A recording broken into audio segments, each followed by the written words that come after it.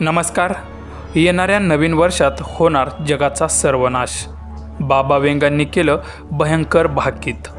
सविस्तर बातमी पुढे पाहण्याआधी चॅनलवरती तुम्ही नवीन असाल तर आपला RG मराठी न्यूज चॅनल जरूर सबस्क्राईब करून घ्या. बाबा वेंगा यांनी 2025 या वर्षाबद्दल खूपच भयानक अशी भविष्यवाणी केली आहे. 2025साठी बाबा वेंगा यांनी केलेली भविष्यवाणी ही खूपच भीतीदायक असून जगाचं टेन्शन वाढवणारी आहे. बाबा वेंगा यांच्या मते 2025मध्ये आपत्ती आणि संकटे तसेच भयानक घटना यामुळे लोकसंख्या कमी होऊ शकते. 2025 या वर्षापासून अंतिम काळाची सुरुवात होणार आहे.